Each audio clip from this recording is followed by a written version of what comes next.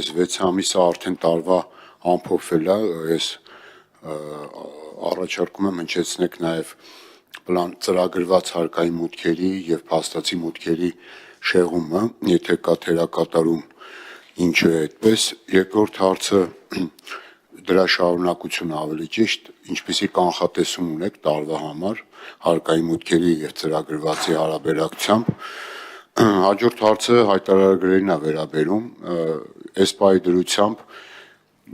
եկամուտների համընդհանուր հայտարարագրման ենթակա անձանցից որ մասն է, որ ներկայացրել է հայտարարագիր 24 թվականի տվյալներով եւ դա ինչ տոկոս է կազմում։ Երրորդ հարցը, քանի որ էկոնոմիկայի նախարարն էլ այստեղ օգտվելով նաեւ առիթից ակնհայտ է, որ խնդիրը շարունակվում է, դուք խոսում եք արտաքին տնտեսական գործունեությամբ զբաղվողների հարկային վարչարարությունը բարելավելու ձեր ծրագրերից, բայց այդ մարդիկ նաև պետության հոգացության օբյեկտիվ անհրաժեշտություն ունեն, բազմաթիվ ավտոմեքենաներ բեռնված, Հայաստանից արտահանող, չգիտեմ ինչ պատճառներով նորից գտնվում են այս անգամ գյուղատնտեսական մթերքներով բեռնված, գտնվում են այս կամ այն երկրի, այսպես ասենք, անցման մաքսային կետերում, սա լուրջ խնդիր է, որովհետև շղթա է, այստեղ ես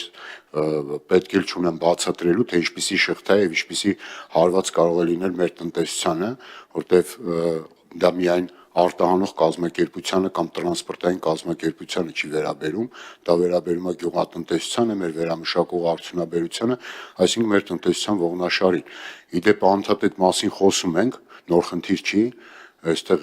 պարոն Պապոյանն էլ բազմաթիվ անգամներ տարբեր ձևաչափերով խոսել է մի բան, խնդիրը չլուծված է մնում, ինչ է կանում այս ուղղությամբ։ Նախ նշեմ, որ 6 ամիսը դեռ չի ամփոփվել, որտեղ այսօր հունիսի 16-ն է, եւս մի 15 օր եւ արդեն ամփոփումը կունենանք, բայց ես ասեմ, որ դե ծրագրերը գիտեք, այսինքն բյուջեի ծրագրերը երամսյակային են լինում, առաջի երամսյակի մասով մեր հավաքագրումները եղել են մոտ 3 միլիարդով ավել, քան ծրագիրն է,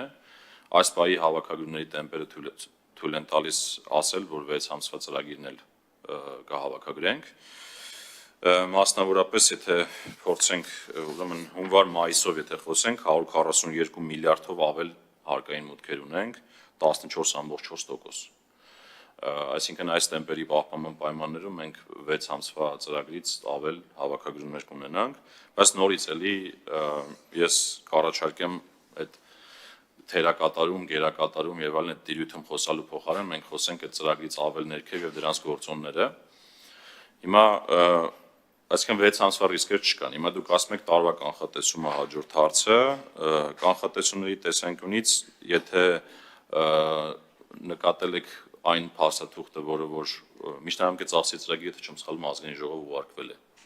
եթե չեմ սխալվում, կառավարությունը հաստատել է եւ ազգային ժողով է ուղարկել, այս պայդրությամբ այնտեղ սպասումներով մոտ 50-ից 60 միլիարդ ավելի ներքև է, քան նախնական կանխատեսումներ, բայց դա կարելի ասել տենց էական ռիսկ չէ։ Հիմա այս հավաքագրումները թույլ են տալիս որոշակի ենթադրել, որ տարվա երկրորդ կեսն էլ լավ կգնա, բայց ամեն ինչ կախված կլինի նաև տնտեսության տեմպերից, որտեղ հարկման բազան ձևավորվում է տնտեսության զարգացումներից։ Մյուսը հոգացության մասին եք խոսում, մի փոքր առաջ էկոնոմիկայի նախարարը մանրամասն ներկայացրեց, թե ինչ ենք անում այդ ուղղությամբ, եւ կարծում եմ մեր ամենօրյա աշխատանքը հենց այդ հոգացության մասին է խոսում, օրինակ ես եւ էկոնոմիկայի նախարարը երևի թե տենց օր չկա, թե շաբաթ-կիրակին ներառյալ մի քանի անգամ այդ հարցով չխոսենք, եւ որ ասում եք խնդիրը չի լուծվել, խնդրի ահագին մաս լուծվել է, որտեվ այս պահին, եթե օրինակ ասենք մի 10 օր առաջ որևէ մեքենա չէր հասել Ռուսաստանի Դաշնության մաքսային կետ,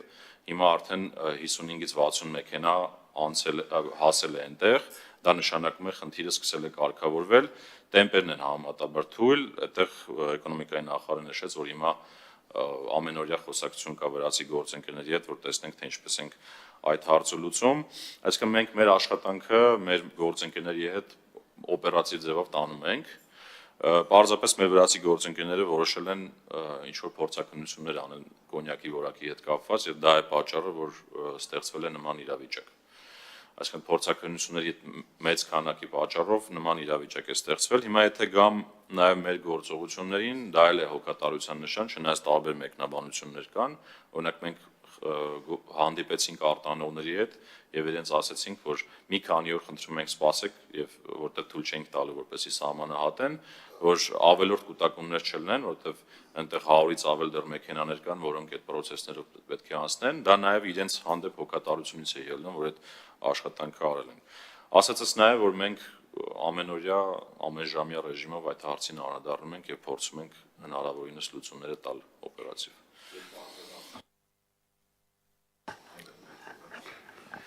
Պարոն Հակոբյան,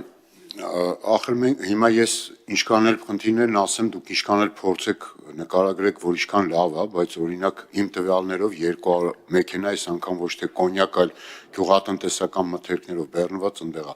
Ես ոչ եմ ասում դուք ջանք չեք գործադրում։ Ես ասում եմ համապարփակ է պետք, որովհետև իրականում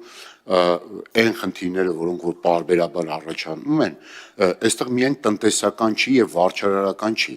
Ամենատարբեր խնդիրներն են։ Սրանք պետքա լուծվեն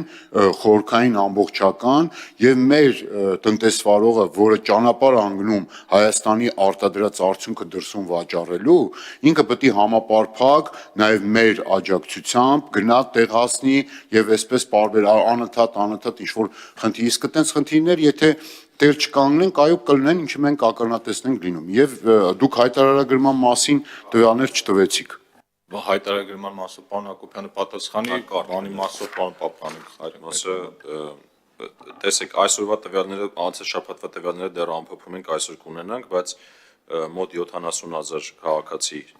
արդեն դրասել են, որից 28,000-ը սոցիալական կրեդիտները հետ են ստացել եւ այստեղ եւս մեկ անգամ ուզում շեշտադրել տեմպերը, մենք շաբաթական բավական տենց քաղաքացիների տեմպերը աճում են։ Դե եթե հիշենք 700,000 հնչեցված թիվը, այս բանին 10%-ը կարելի ասել հայտարարել, բայց անցած տարվանից էապես բարձր քանակներ ունենք եւ սովորաբար մեր հայ ժողովրդի վարքագիծը այդպեսին է, ինչքան մոտենում ենք ժամկետի վերջում, հենց սովորաբար վերջին 1-2 ամսում է հիմնական լրացումները լինում եւ մենք էլ ակնկալում ենք, որ այդ ժամանակ է հիմնական լրացումները լինելու։ Նաև հաշվի առնենք, որ ID քարտերի խնդիրը ոչ բոլորի մոտ է լուծված։